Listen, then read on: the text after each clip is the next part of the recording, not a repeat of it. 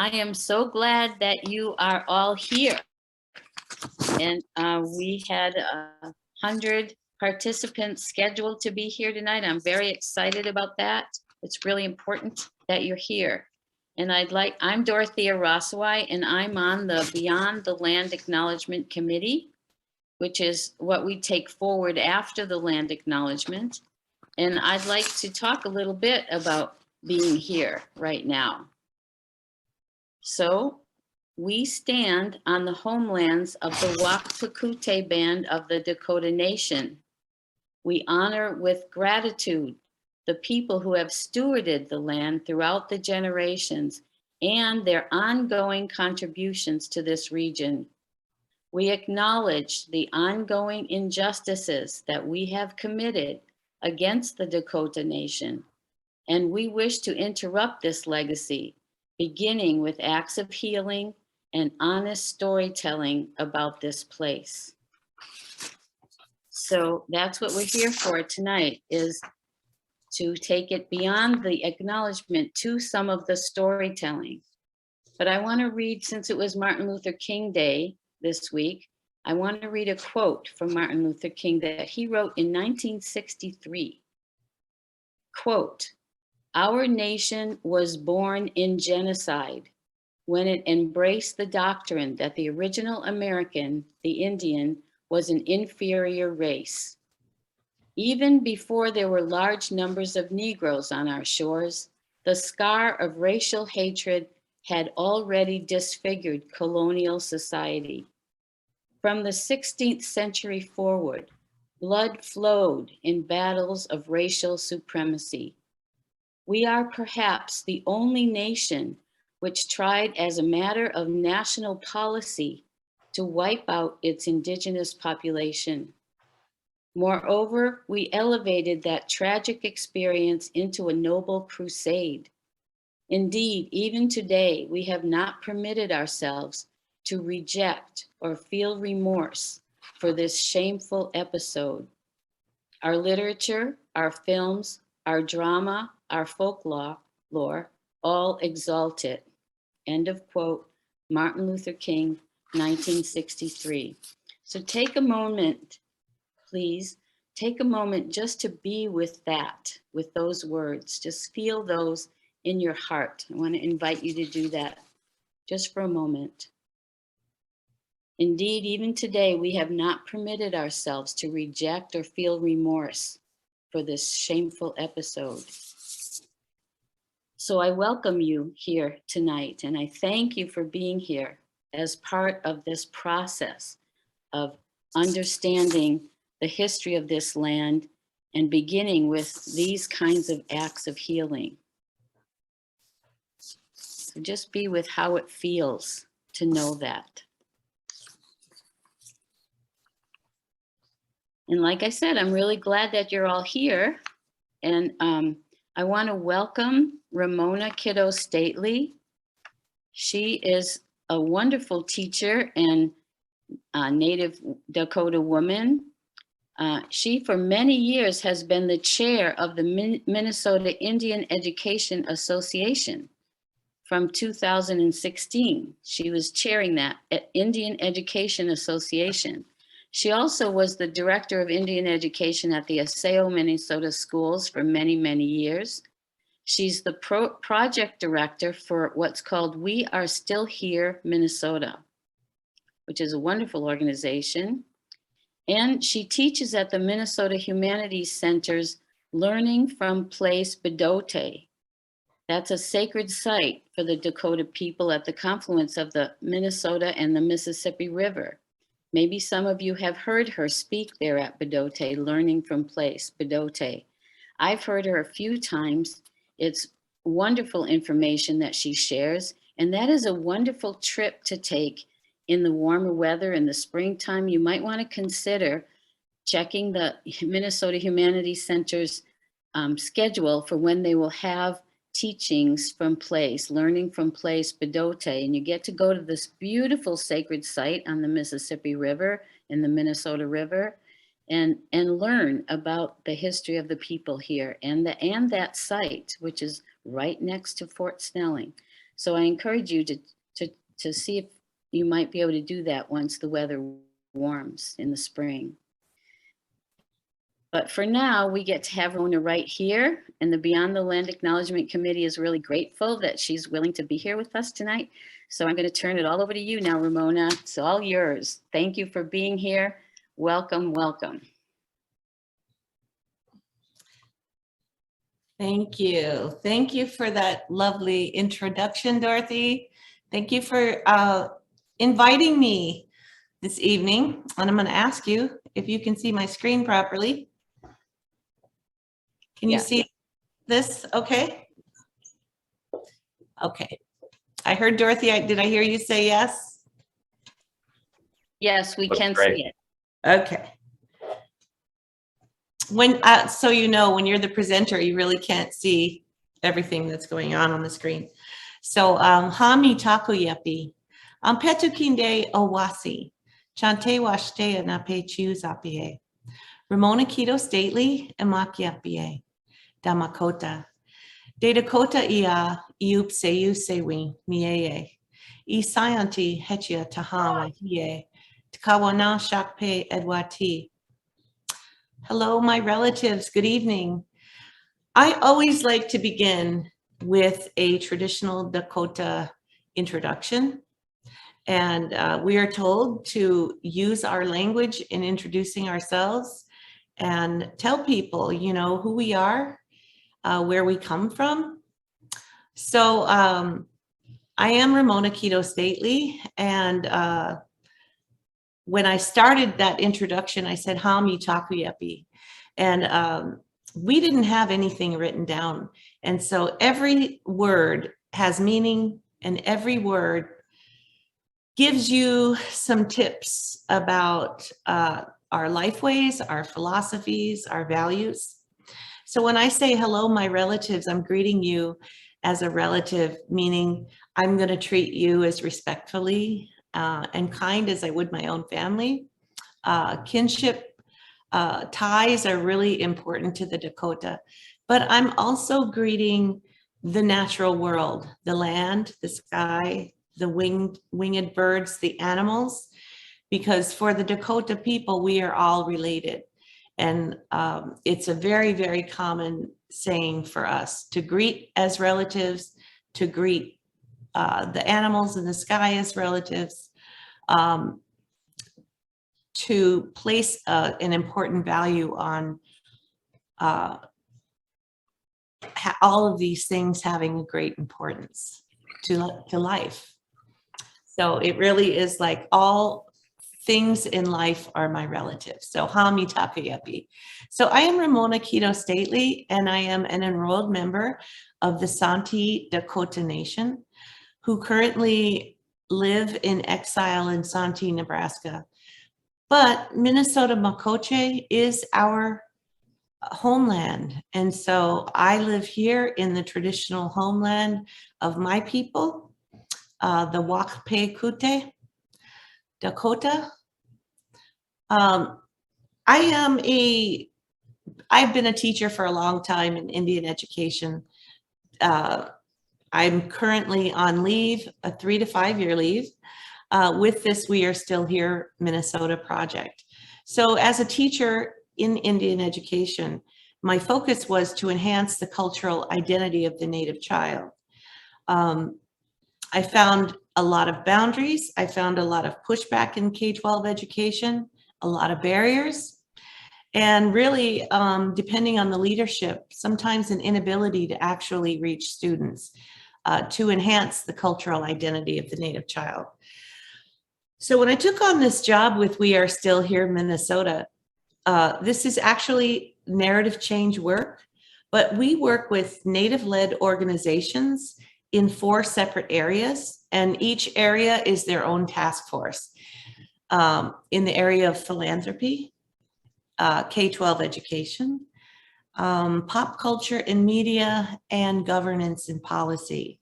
So these Native-led organizations and allies actually are able to come together and help one another when one group kind of is struggling.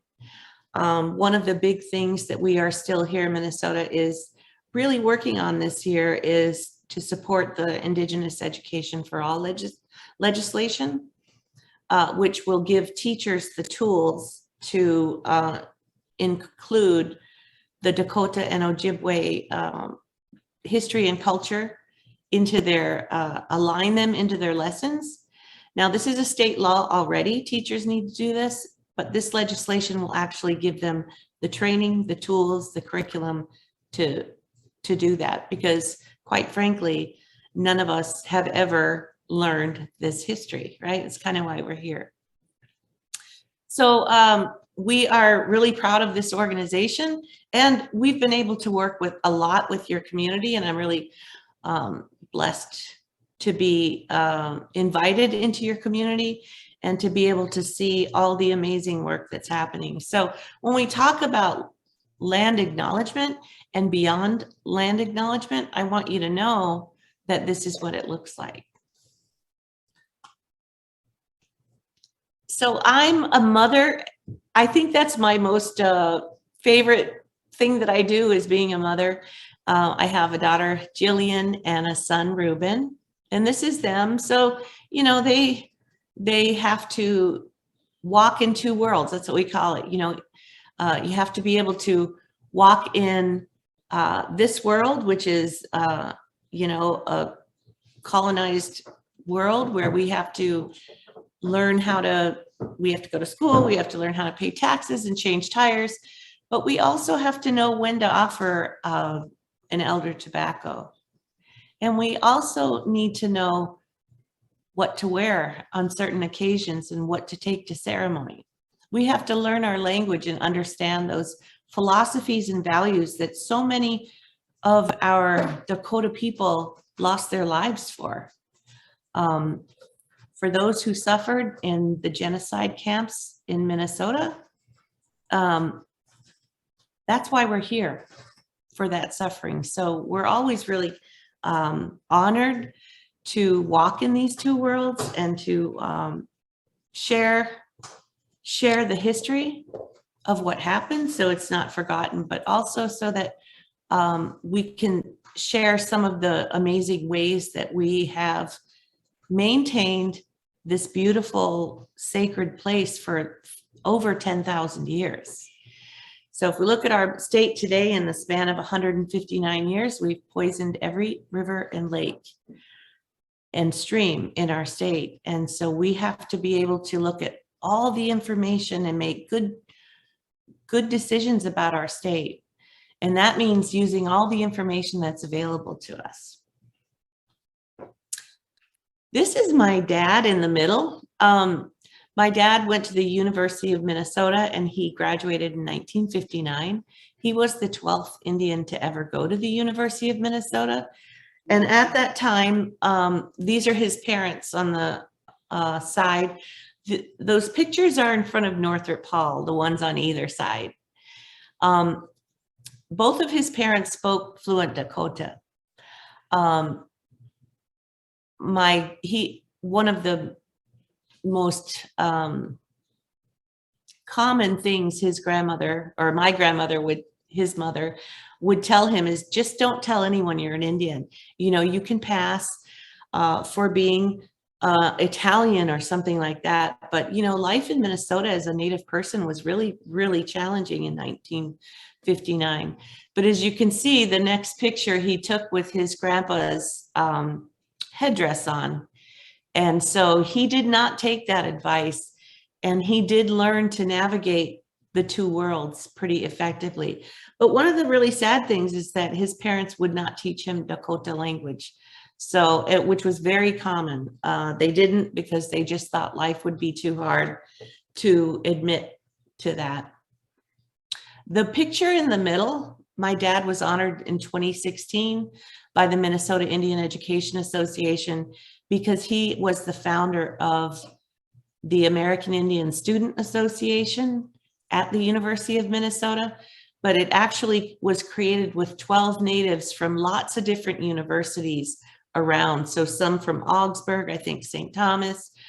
So he never really took the credit on his own, but he did have to go find 12 students in order to create a club. And so at the very early stages, it was the American Indian Culture Club. So these are my great-great-grandparents, Pazahiayuing and Muzza Aditi. Both lived here in Minnesota in Hushasha's village, a Wakpekute village, in the 1860s throughout the war. All of our names in Dakota have these beautiful meanings. So we didn't just name things, people randomly. They didn't even get their name until an elder was able to look at them and get an idea of what this person's personality was. So the first time you're named by birth order. You know, you're boy 1, boy 2, you know. The firstborn son is Chaske. You guys might recognize that word.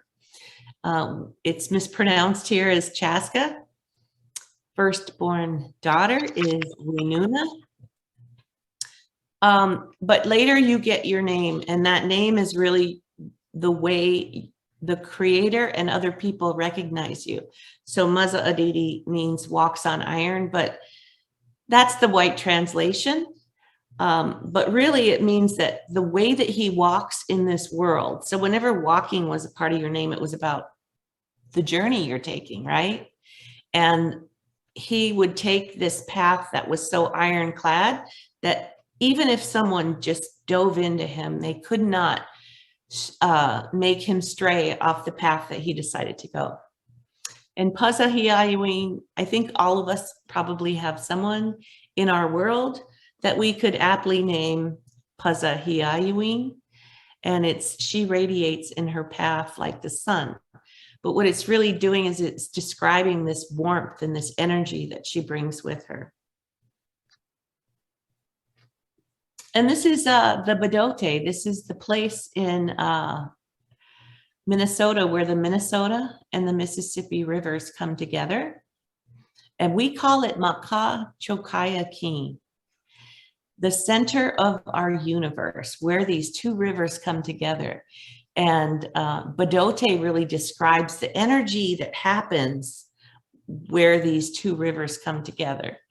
And there are many Bidotes across the country.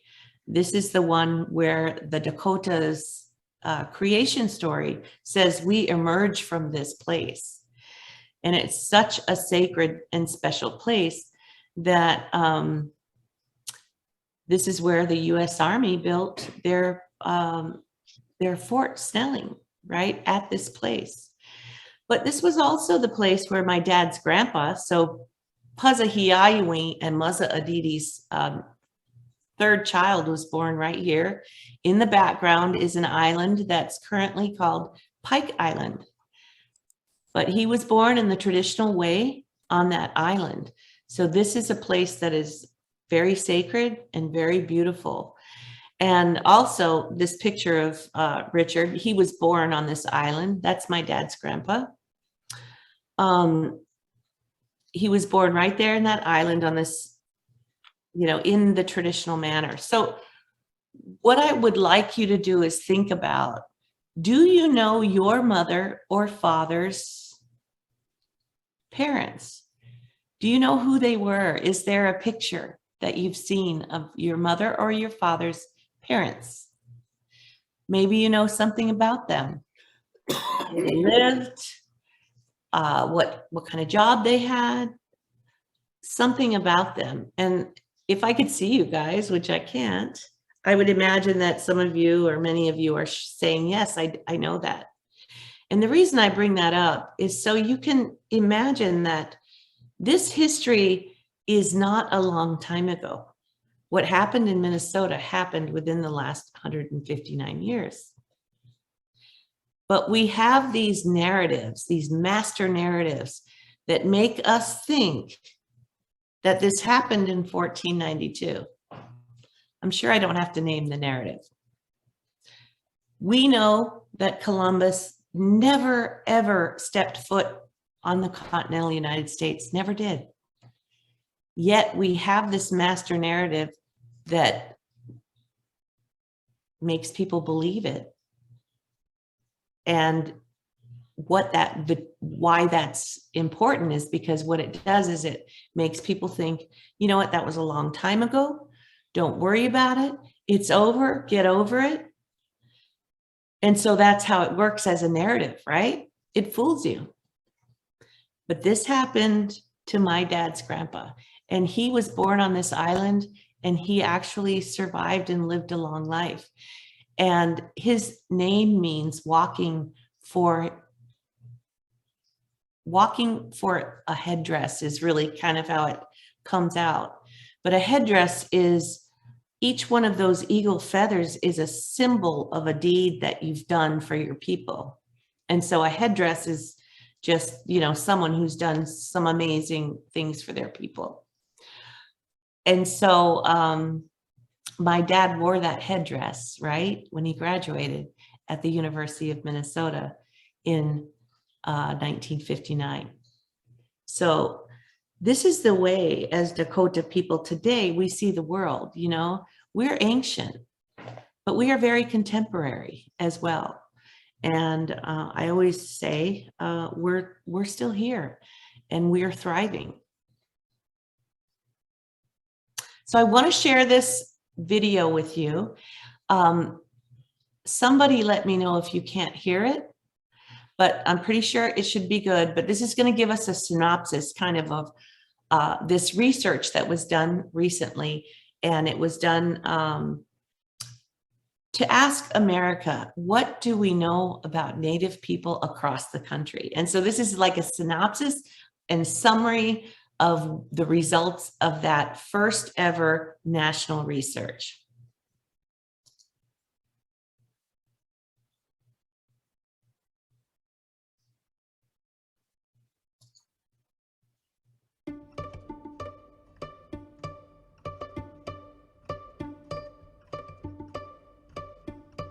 Reclaiming Native Truth was an unprecedented national research effort. Never before has there been such a sizable investment by philanthropy in this type of research, and certainly in terms of its investment in Native Americans. So we knew from the beginning that we were going to be doing something that hadn't been done before. It's our belief that the work that we do this year and in the next year going forward will really create a foundation of information and data that Indian country can utilize. Data collection for the research project included focus groups, in-depth interviews with political, judicial, civil rights, business, and entertainment leaders. The project also looked at nearly 5 million social media posts from Twitter, Facebook, and blogs. More than 2,000 people responded to a national survey testing new narrative and message strategies. In addition, the project conducted 3 national surveys on the key issues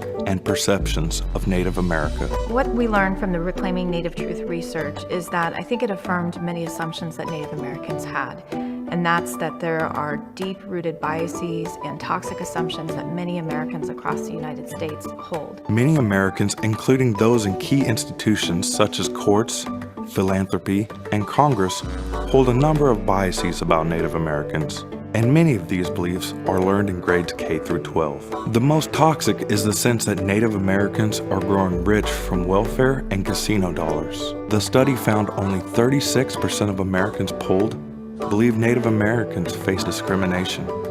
This indicates the level of discrimination against Native Americans is underestimated compared to other groups. The invisibility of Native peoples in everyday life, media, popular culture, K through 12, education, and institutions is extremely damaging and contributes to bias, discrimination, and institutional racism. In addition, these biased narratives set by others also impact policy towards Native Americans. The majority of Americans know very little about Native Americans or know any Native peoples at all.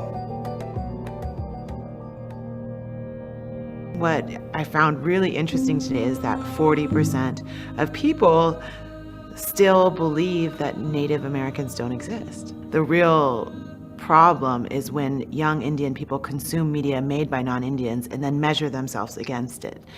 And so it is problematic in our own communities if our children don't have the opportunity to see themselves authentically from an Indigenous perspective. The project has yielded some very promising pathways forward. 72% of Americans believe it is necessary to make significant changes to school curriculum on Native American history and culture. 64% of those surveyed, even among conservatives, supported increased resources to reduce poverty, add improved healthcare and education. We also learned that new, more accurate narratives about Native Americans work. The Native Truth Project tested messages on a number of Native issues, including tribal sovereignty, education, and the Indian Child Welfare Act. The messages highlighted values, accurate history, and the visibility and accomplishments of Native Americans today. More than half are willing to share the new messages. In our research, we identified 3 groups. We identified allies, we identified movables, and we identified a third group that's going to be more challenging for us to move. This research has been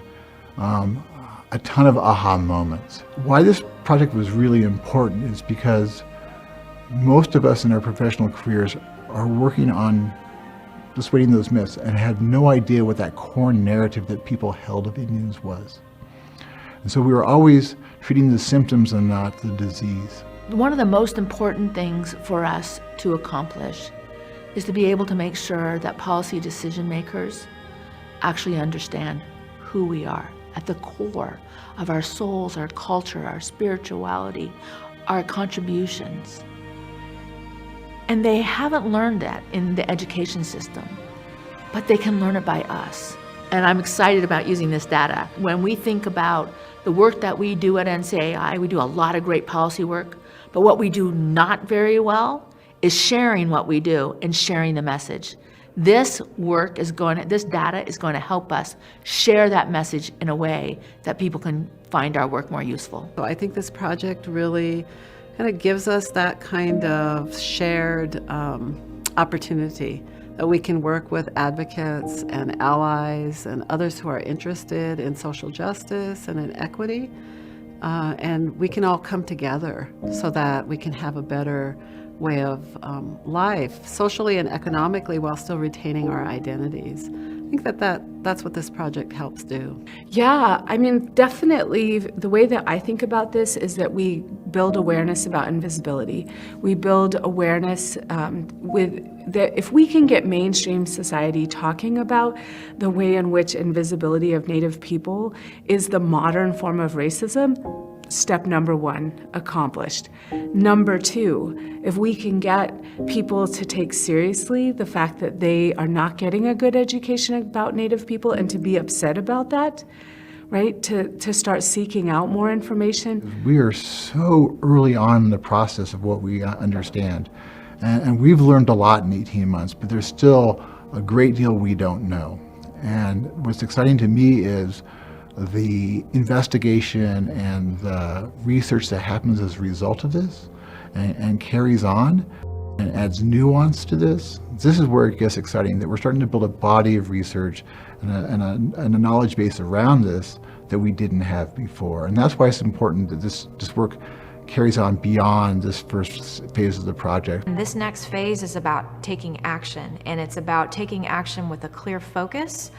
5 key targets where we think we can impact change: popular culture, media, K-12 education, policy, and philanthropy. And so really it's vitally important that this next phase happen, because this is really where the rubber meets the road, right? This is where the opportunity lies for organizations and activists and tribal leaders and different types of institutions to actually take this data and to take the learning and the strategies developed and actually make Phase change 2 of this project Phase 2 is of the empowerment of many movements, data, resources, and a more truth.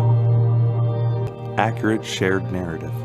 We invite potential allies, supporters, and others to join us in doing their part to shift the narrative, to help us remove bias and barriers, and achieve our collective vision for the change we want to make to improve the lives of all Native peoples.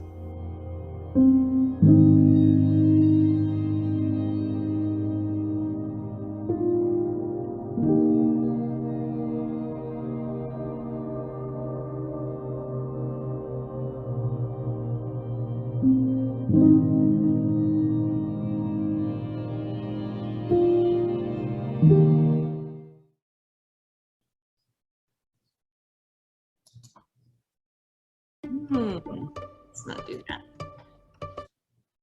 Okay. So part of that reclaiming Native truth, and if you just Google that, you can find a lot of information. We Are Still Here, Minnesota is actually answering the call to action. And what they're hoping to get out of this research is that all states answer that call. So the answer is we are still here. Florida, we are still here, other states. But Minnesota is actually the first state to answer that call to action. So that's kind of exciting. But one of the things it says in there is that 80%, 87% of state history of state standards do not talk about Native people after 1900. So even if we are in there in the state standards, we're not mentioned after 1900. So that puts us permanently in the past, you see? And so that's very tricky. It's also purposeful. So we have to think about why? And the answer comes in a lot of, there are a lot of answers, but one is that, there still are some treaties that have never been signed. 403 treaties signed in exchange for land with the United States, and not one ever kept. So not telling the true history is a narrative that works. One of the most disturbing lessons, and you might remember this in your grade school, is manifest destiny. And manifest destiny really is a troublesome lesson kids learn in about 5th or 6th grade. But if you look, and if we were able to be together and we could really diagnose all of the different messages that come from this picture. So I was an art major, and so I know the difference between dark and light and what that message is sending. Also, we know how visuals really impact our memory. This visual is actually, if you look, there's dogs that are actually chasing those Dakota out, right? They're chasing them. They're in midair. Those are English hunting dogs. You can see the buffalo going into the darkness, and who's bringing the light, and who is this woman, and what is the book that she's carrying? So there are some very, very interesting messages that come with manifest destiny. One of those lessons that we should be reviewing and discussing, or at least allowing children to talk about the messages that they're getting from manifest destiny. But really it's that God says, we deserve this land, and the people are uncivilized. We live in a state where this Minnesota's first governor is a hero. He's a hero who actually said to the legislature, the Sioux Indians of Minnesota must be exterminated or driven forever beyond the borders of this state. We have to really look critically at the heroes that we are telling our children to look up to. And the problem with that really is that now we have grown-ups who do the same, right? So we have to tell the truth of the history of our state, good, bad, and ugly, in order to create good, solid, healthy, critical thinkers. This is an article that was from the Daily Republican, and this is after the US-Dakota War.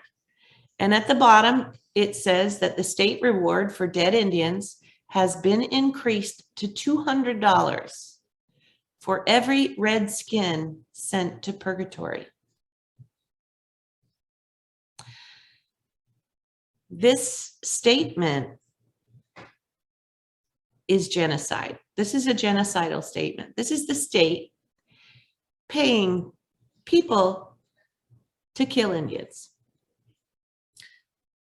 But this is also one of those things that can be reviewed by our students and say, this is an example of what genocide looks like.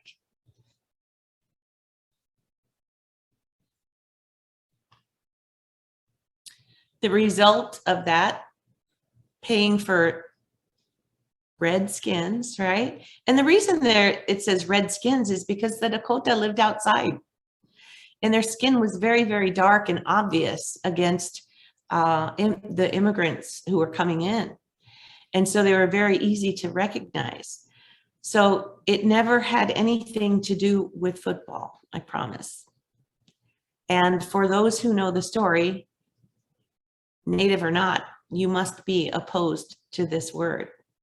And but this is kind of what happens when we don't understand our own history, is we would actually promote a football team that just really doesn't have any clue about what that means and how many years that went on and on. But this is a term that originated in our own state, and I'm so grateful that it's gone. When we don't know the history of our own state, this is when the Minneapolis Park and Rec Board changed the name of Lake Calhoun back to its original name, the name that it had been named for thousands of years, Bdote. And the ignorance that comes with not knowing our own history is, or can be found in some of the comments that I copied. And, you know, one of the things as Native people is when we read something as Native people, we know not to read the comments because it's very painful. It's very triggering to realize that people just really don't know the history. So one of them was, it doesn't matter that for as long as there's been a Minneapolis, there's been a Lake Calhoun. Just that sentence all by itself tells us that there hasn't been a Minneapolis for very long, right? It doesn't matter that for our grandparents and our grandparents' grandparents, there's always been a Lake Calhoun. But that person couldn't have gone back to through their history anymore because they probably haven't been here any longer than that. But these signs, even though there was a long discussion and fight over changing one name to Bdote, they were vandalized right away. They were vandalized. And I think twice, but I could be wrong. These are some of the signs that I had to explain to my children when people were saying that in Mille Lacs that the natives were overfishing, because if we understand sovereignty, we never traded our rights to hunt and fish. In fact, we kept them. They're called usufructory rights. We retained our rights. We traded land. I think the treaty said that we could hunt and fish as we always had in perpetuity. If we don't understand sovereignty, then we might come up with bumper stickers like this: save a fish and spare an Indian.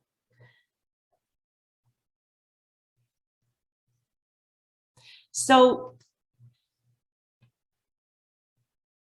Indian Mounds Park, I don't know if you're familiar with this. This is in St. Paul, Minnesota, and it holds some Indian mounds, of course.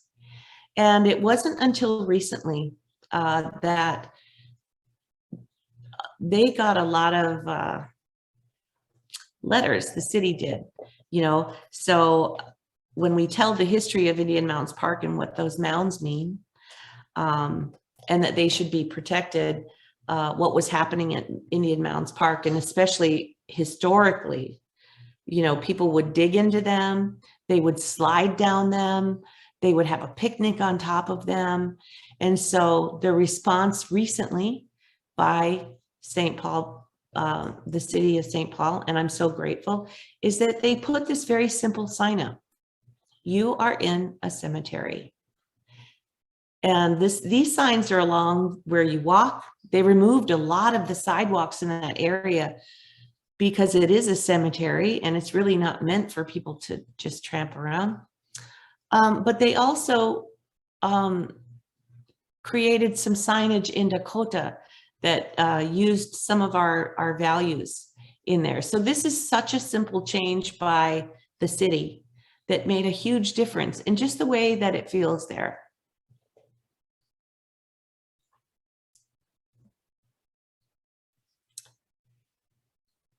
So this is the required academic standard, or the required academic standard is a 2010 standard that says that all students in K-12 education must learn about Dakota and Ojibwe history in every single discipline.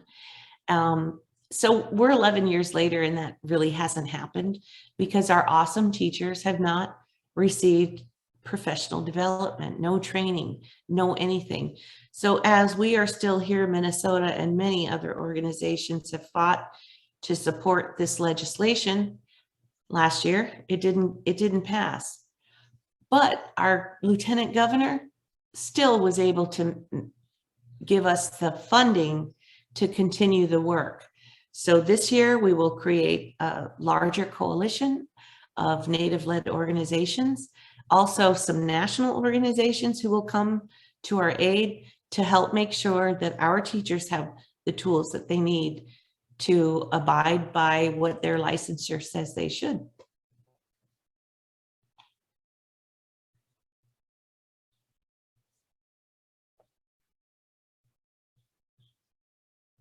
This is a Star Tribune, what do they call it? The banner on Star Tribune.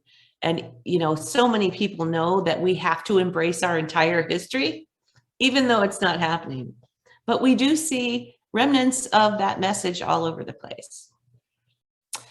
So I was going to give you a pop quiz. I know, because that kind of, you know, gets your attention. But I'm going to let you off the hook because I can't see you. But this is one of the things that we ask, and we ask people to raise their hand in a room and tell us how many Native nations there are in Minnesota. And interestingly enough, many people do not know the answer to this question. But the answer is 11. We have 11 sovereign nations within the state of Minnesota. And so here's a map. The symbols at the bottom actually are the sovereign symbols, just the same as the United States flag. These are the flags of those nations, and you can see where they're located. And one easy way to kind of remember the bottom four are Dakota nations, and the 7 above are all Ojibwe nations. So that can help you to remember. But one of the things we have in K-12 schools in order to welcome students from other countries is we hang their flag there. So you'll notice that in many schools, you'll see a cafeteria or a gymnasium full of flags of other nations. But unfortunately, none of them have the flags of the Native nations within their own state. So as of today, we have 3 districts that do that.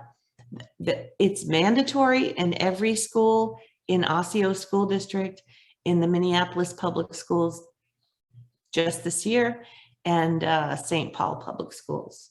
So we hope to move forward on such a simple thing that you already do for everybody else that would make a difference to welcoming Indigenous students into a space.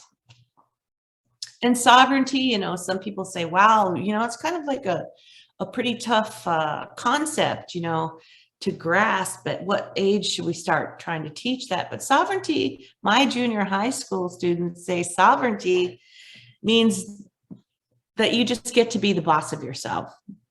And I think, you know, that's just the basics is, you know, that our tribal nations get to have their own governments. But we weren't given sovereignty by the United States. We gave the United States sovereignty. So we've been sovereign nations for time immemorial. And really, it is just the right to manage make decisions for your people. And so it really is pretty simple. And even like for kindergartners, sovereignty, we can color the flag, right? The flag of those nations, including the United States. And this is just a picture of doing business at the United Nations. Our nation's flag flies just as much. The Native Nations flag flies just the same as the United States flag flies at the United Nations. This is an example of doing business there. You can see some at the table, Obama, and then you can see other Native nations. And some of them do wear that hat or a head covering to remind them that all of the decisions that they make are for the people, so the people can live. And that's really how we translate our own word for leadership, is so the making decisions so the people can live. And I think that's really beautiful, always keeping the people in mind. One exciting thing that's happened in Minnesota over the last year is that we have created a law and sovereignty school. There are only a law and sovereignty university. There are only 4 in the entire country, and this is the 4th one. So I like to see Minnesota as moving and progressing in a good way in being able to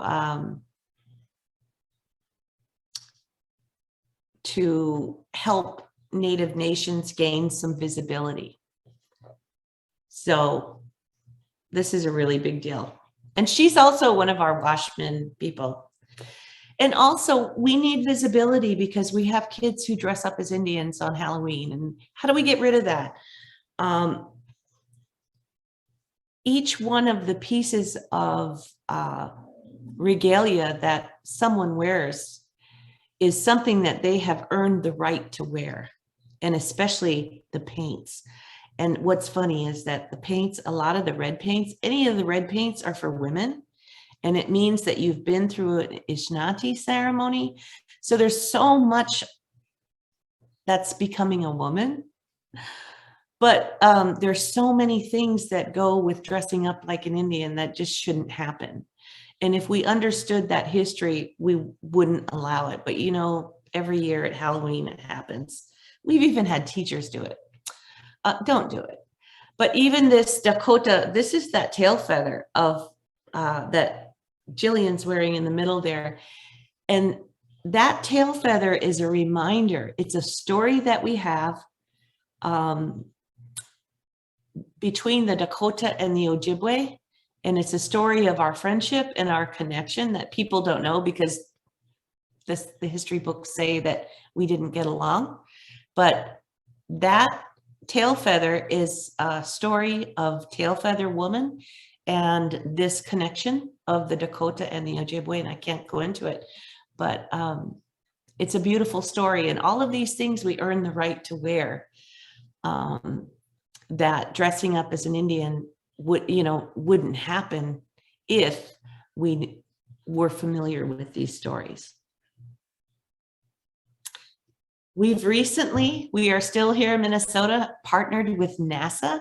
And I don't know if you guys have seen the Psy Girls episode. It's an episode on Saturday mornings, and it's engaging young ladies to really get involved in STEM work and science. And so it's all really for girls.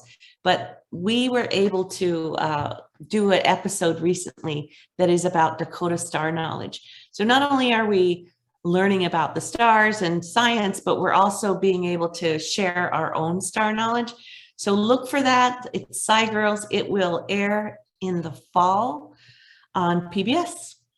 So these are the ways that we are becoming more visible. There's only one place in the whole state of Minnesota that actually has a memorial for the Dakota women who were kept for 6 months in a concentration camp. And it where 4 people on average died a day. Pazahiayuing was here, and it's in this space. So this is Fort Snelling at the Post Road entrance. But it is the only memorial that tells the story. And I think people walk by it because even if they read the sign, they probably just have no connection or way to scaffold that information to what they know because they've never learned this history. But it still is beautiful.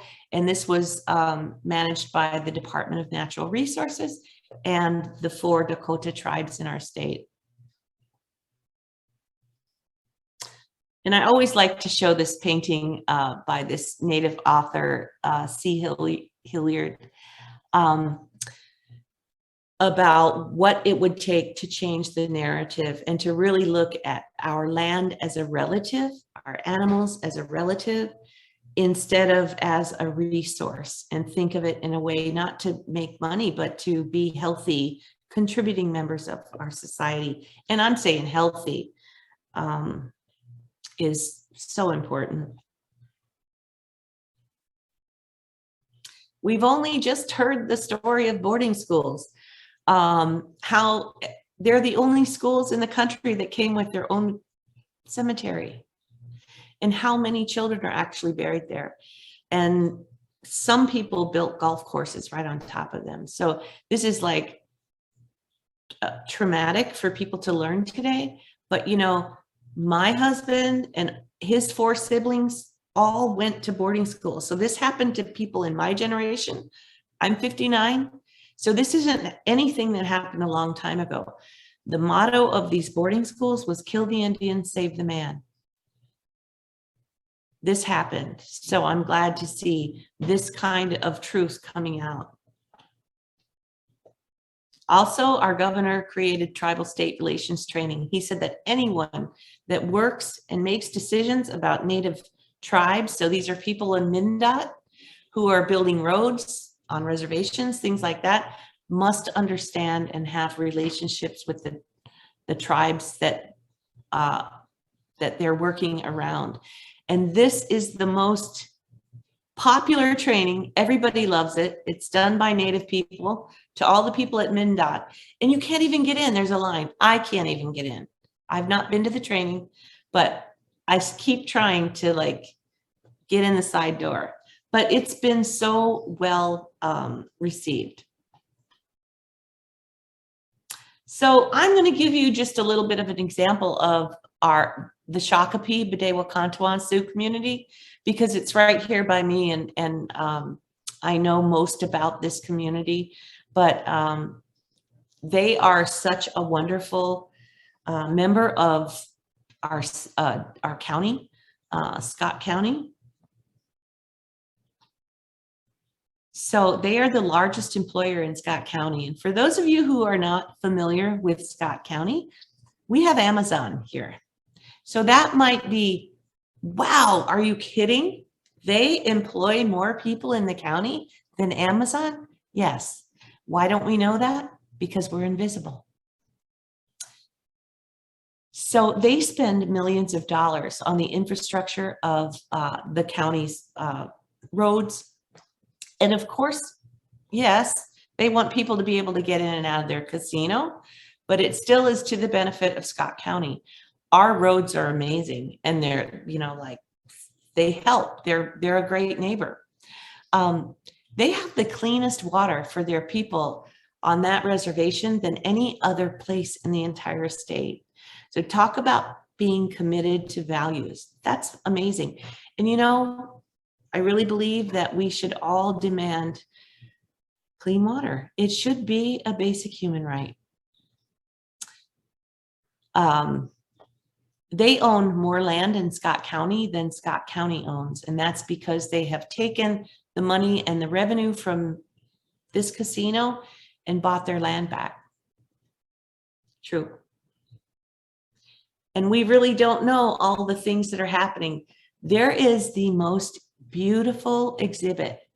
It's a museum, Hocho Katati, and it's the people that live in the center.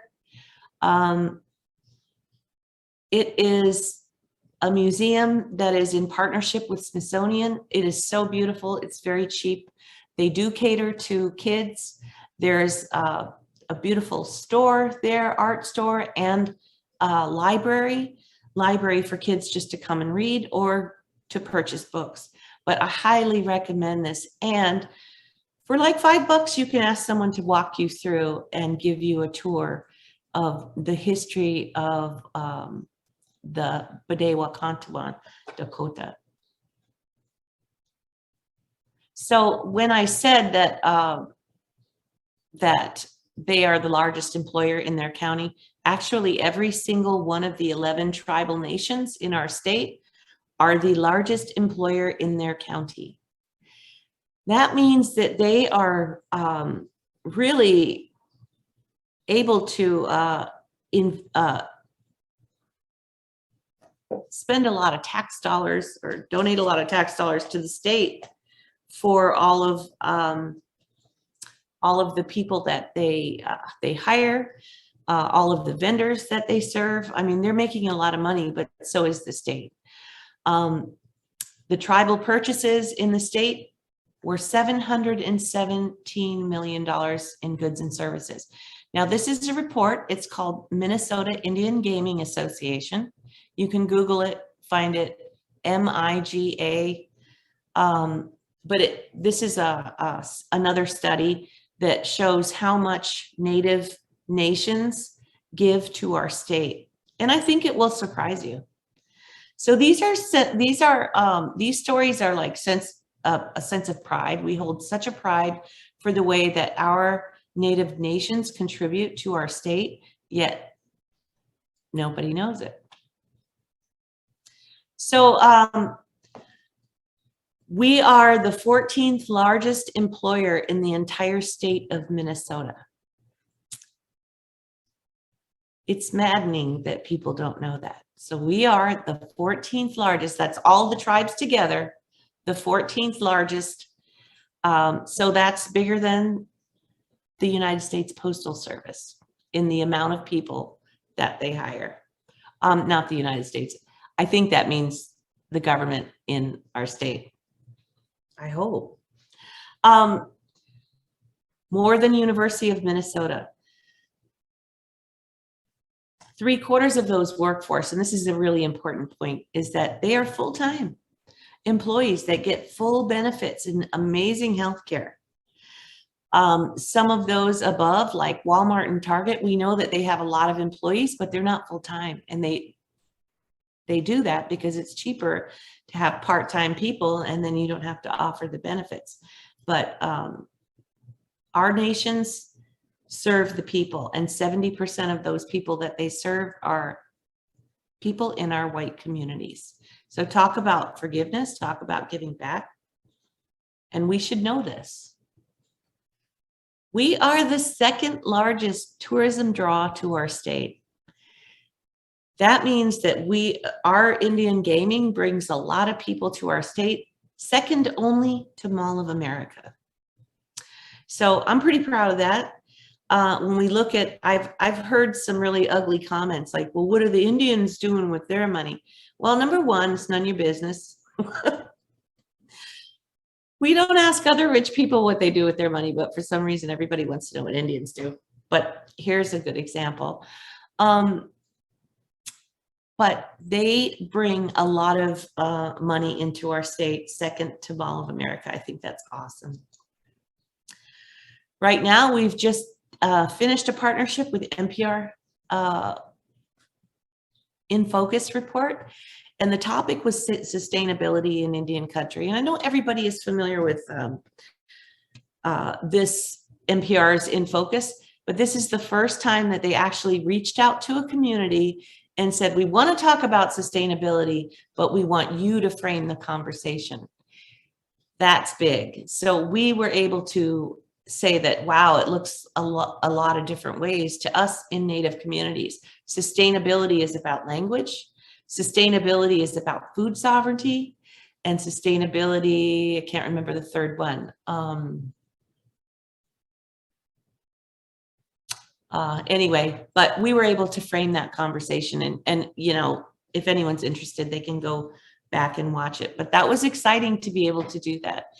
And we continue to see theories debunked that are narratives that try to say that, you know, Native people came here. We didn't own the land either. But the land bridge theory is probably something you're familiar with. And so again, this theory is debunked in this article. So I always like to share those things. And, you know, we are huge philanthropists. Our Native nations give away a lot of money. Shakopee gave away $15 million in donations, and they actually send out their donation report. It's available on their website. All of our Native nations websites are up to date and they're beautifully done. If you want to learn some interesting things, like Shakopee is going to partner now with Scott County in providing some utilities, because Shakopee provides their own natural power. They do not purchase from Scott County. And so now they're thinking about partnering. So, and they're also doing some amazing stuff on parks and stuff. So there's so many exciting things going on. So I have a couple of other examples. I'm going to try to hurry it up. I'm going to skip this one. Jeffers petroglyphs, beautiful place to visit.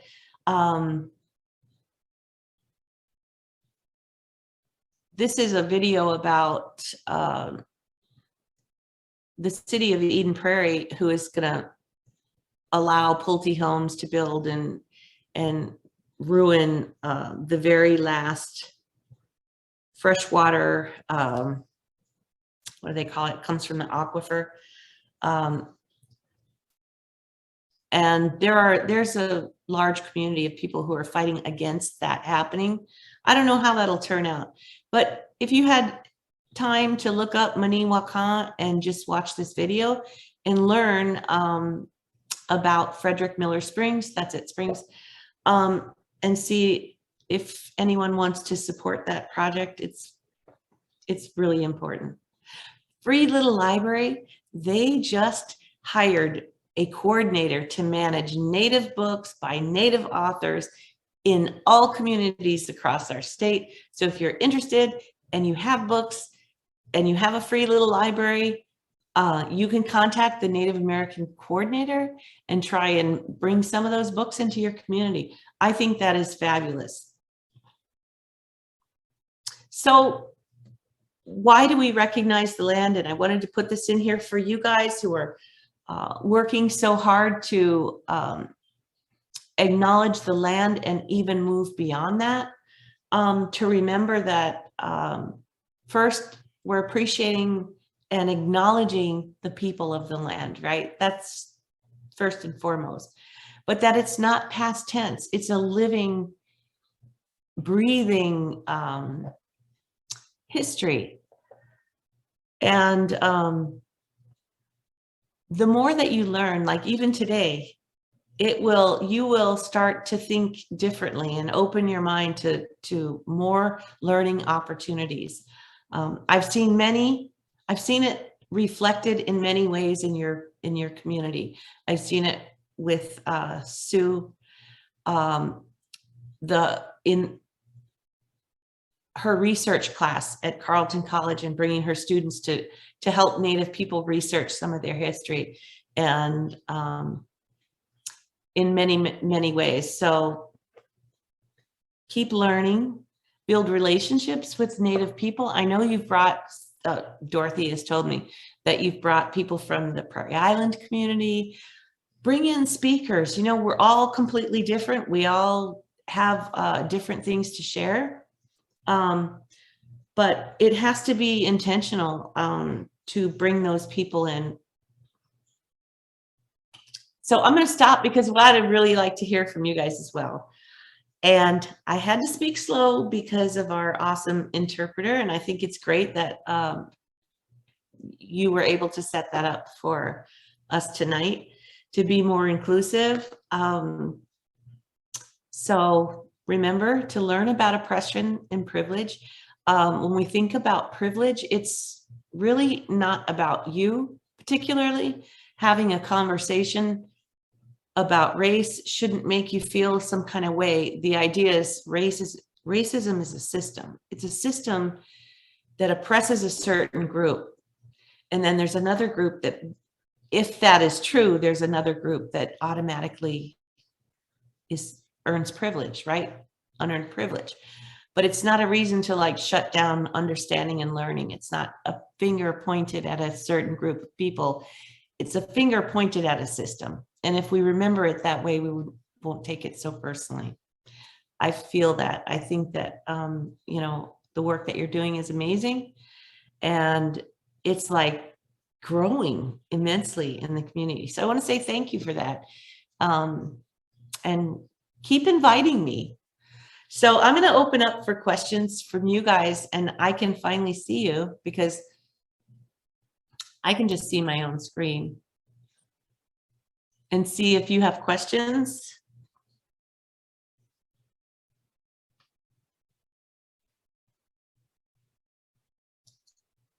Oh no.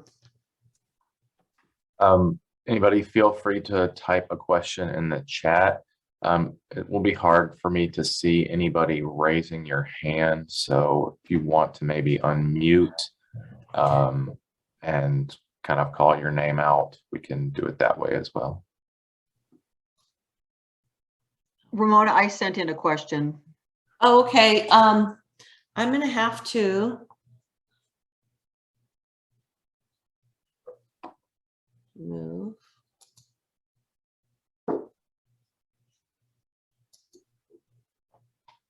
Who was that? That was Gina. Oh, Tyler, can you find Gina's question? If you can, I can just state it for you. I'm interested in how you understand the decision of our U.S. Secretary of the Interior, Deb Haaland, who's Native American, to not intervene and shut down Line 3. you know, I don't know the answer to that. I don't know. I know that, you know, she's going to have to pick and choose the work that she's doing. I really don't know. I can't even answer that. I'm sorry. Ricky Peterson is pointing out, and I was just going to say this too, that if you go to reactions at the bottom of your screen and click on that, there's a place you can raise your hand if you don't want to just unmute yourself and start speaking.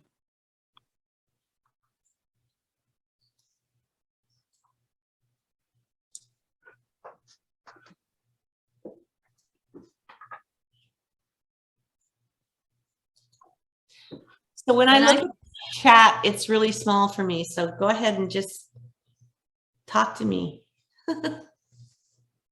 And I think it's, if you have a comment, that's good too. So I see Sophie has her hand up. Go ahead, Sophie, unmute. Hi, thank you so much. That was a really wonderful presentation.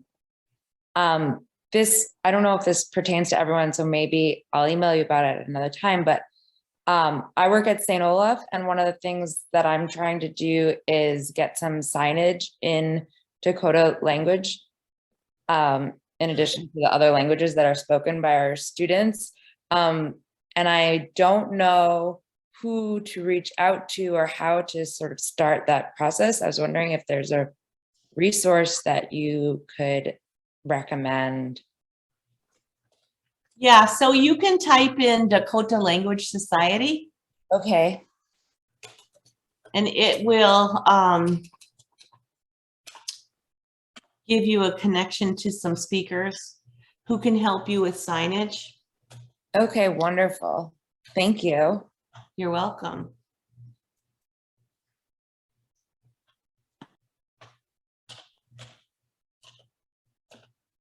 Thank you, Ramona. This is Linda Larson.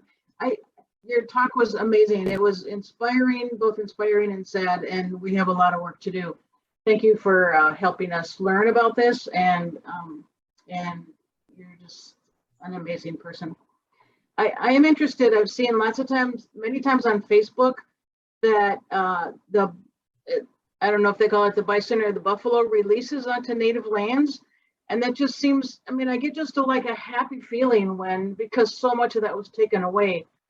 Can you talk about that? Is that like a national program, or it doesn't really talk about much about how it's happening? We just see the buffalo roaming on a new land. So yeah, so the buffalo were killed, right? That was part of the weapons that were used against the native people, were to kill their food supply. And so now we're able to bring enough buffalo back to our reservations for sustainability. We have the highest rates of diabetes because this is food that we've never eaten, but we've eaten for 160 years. So our health disparities are just beyond bad. And so going back to that traditional way, and that was what I meant by like food sovereignty, being able to eat buffalo. And for me, if I went and bought buffalo today, I couldn't even afford it. So it's really awesome that they're bringing the buffalo herds back. But there's also another reason, and that is that the buffalo serve another great benefit to the land. So cows, they're not indigenous to this place. Cows come, they stamp and stamp and stamp the land until they actually kill that soil because they press it so much. The buffalo hooves are made to naturally aerate the soil. And so when you see a really healthy prairie, which we don't in our state, but I can tell you where to go look, you will see a prairie with grasses and flowers that are of all different colors. A lot of times we'll see a prairie with, all one color flower. But recently I did some land acknowledgement work with the Bellwin Conservancy. And this is kind of how we become teachers to each other. We teach and learn with each other. But they gave me a tour of their facility, and they've been bringing those buffaloes in to their prairie to create a more healthy prairie. And they taught me that. And they said, they brought us into this great place where they bring a herd every summer for years now. And their prairie is so amazing and rich and beautiful and full of beautiful flowers. It makes me smile just to think of it. But you can go to Afton, and there's like a place where you can park and just stand on it's kind of like a stadium, like bleachers, but it's flat. But you can walk up there and just view the buffalo and see what they're doing. So, there are a lot of great things about what the buffalo provide for this area. They belong here. And not only were the Dakota, completely wiped out in our state, but so were these amazing ecosystems and trees and, the white pine, the clear cutting of the white pine. There are so many stories of what happened in our state that we don't even know about, and that some people have benefited immensely from. Is it a federal program? Just as a follow-up, is it a federal kind of a program, or who's leading this program to get the buffalo back? I don't know. I imagine that, I don't really know who it is or how they go to get them. I know that there's a farm that the Bellwin actually rents them. But I also know that some of our reservations, like Prairie Island, has their own herd. And Shakopee has some, not a lot. But I do know that, I guess they get it from farmers. I don't know. Oh, Siston has some. And then they have programs where their elders get as much free buffalo as they want in order to help them eat more healthy. Thank you. Hi, Ramona, it's Christy. I am wondering if you know what's happening at the legislature with the Wash MN initiatives, and if there's any action steps we can do to ask folks at the state level. I know someone put a link in the chat, Matt, I think, thank you, for the social studies standards. They're on the third draft of that. But is there anything in particular that we can do to take action? Yeah, so what we did this year is we are bringing together and trying to build a coalition of groups to, because last year everybody was supporting like their own little part of that, and there's a lot of different moving pieces, and we think it's going to be better if we all come together. So there's actually a meeting, Christy, I can invite you to, and you can share with anybody you want. And this is a foundational, like the beginning meeting. It will be led by the National Indian Education Association. So I'm part of the Minnesota Indian Education Association, and part of our bylaws say that we need to support legislation that helps our students. But NIEA has particular funding to help us do that and to bring in, you know, people to guide us through that process. So if you'd like to come, I can invite you, and it'll be just you know, starting with everyone, telling everyone where they are and what they're supporting. And hopefully in April, if we are able to have an in-person conference, we'll have a strategic planning gathering at Mystic Lake in person on Friday, April 15th in the morning. So it'll be a nice breakfast and gathering of all people of interest and anyone that wants to support, to just come and listen and, you know, share ideas. So thank you for asking that. And you're already on my list of people to, you know, reach out to when we have info. Thank you. And Ramona, if you send that to us, we will get it out to our community here. Okay. Yeah, and we always ask, just share it. Just share it. If you have an organization, share it. So I know Todd Lippert was supportive of that, and so we'll continue that. And I want to encourage Mara to share a posting that she put in the chat out loud.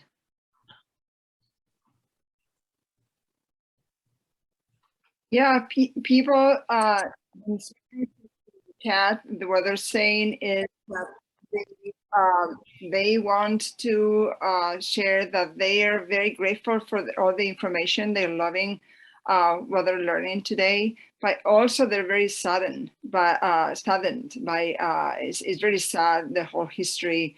They're sad for your ancestors, Ramona, what they have to suffer and the pain, but they're grateful to learn, even though it's a painful history.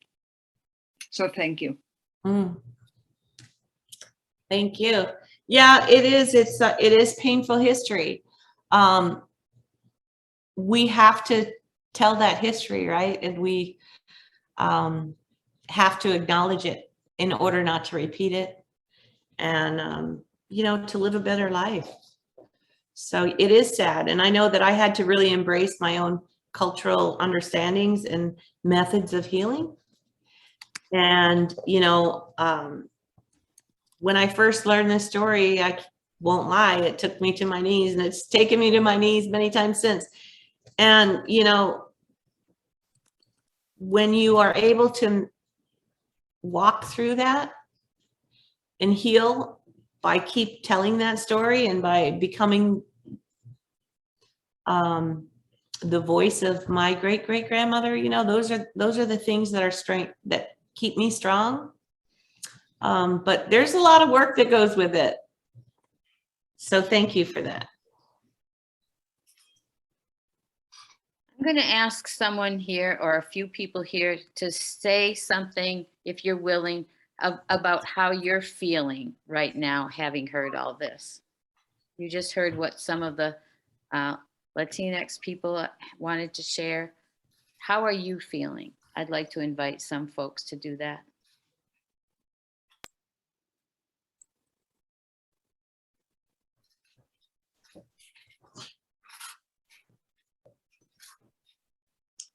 Yes, Margarita. Buenas noches. Mi nombre es Margarita y soy de México. Respecto a lo que estaba escuchando, la verdad yo me quedo sorprendida porque yo ignoraba toda esa historia. Y ahora que la escuché, pues más que nada, pues admira uno a estas personas, ¿verdad? Y como por lo que dice la señora Ramona, que ellos ahora son invisibles, más cuando ellos eran los nativos americanos. Entonces, a mí me sorprende toda la historia y ojalá más adelante, como dicen, seamos reconocidos todos iguales y tengamos los mismos valores. Muy bonita, muy bonita información. Me quedé sorprendida porque la ignoraba yo. Muchas gracias por la información. Welcome. Thank you.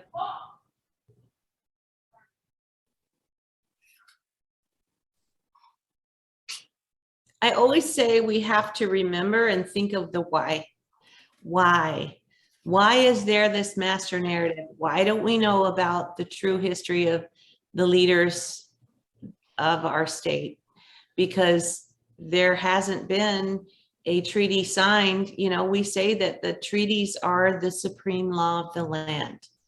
That's what our Constitution says. Yet not one of the 403 were ever signed. So we're talking about unceded territory. You don't get to just decide you're not going to follow a treaty. Both sides decide that it's null and void and things go back to the way they were, right? So having the Law and Sovereignty Institute in our state, having people learning about law and sovereignty and being able to reinforce what those treaties mean are going to be helpful to our Native nations in the future.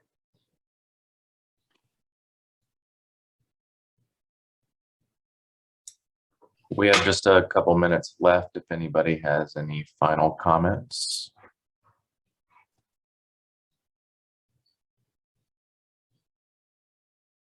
Well, I'm so proud of you guys, and I just love all the work that you're doing. Keep it up. Vote for Christy. Hey. But you are doing amazing things, and I really appreciate that.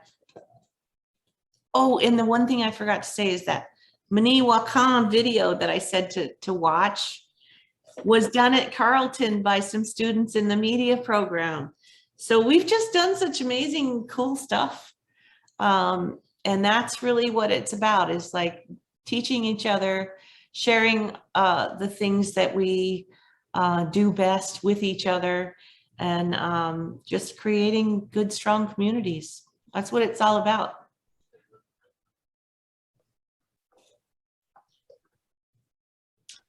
Yeah, okay, let's unmute yourself and give some applause, okay? Woo! Thank you.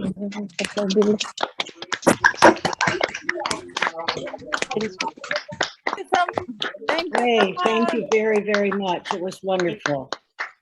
Thanks. Yes, Thank it you really so was. much, Ramona. Thank you. Yeah, Thank you. Have a good Thank night. you, Ramona, and thank you everybody for coming, and Dorothea for putting this on, and Juanita for interpreting for us. Thank you so much. And Tyler, will you save the chat? Because there's some good things in the chat too. Yep, the chat will be in the recording. Okay, great. And so Thanks, everyone. Anyone who didn't get to come tonight that you know of can listen to the recording anytime once it gets posted at the library. And the Beyond the Land Acknowledgement Committee is working on bringing Frankie Jackson sometime, probably end of February, early March. to do a similar kind of thing from Prairie Island to learn the history of that neighbor. So we appreciate Ramona's sharing the history of the Mdewakanton neighbors we have, and now we have other neighbors to hear from too. So we'll let you know, and I hope you come again. And let people know who weren't here tonight that they can listen to it too. Okay? Good night. Thank you. Good night, everybody. Thank you.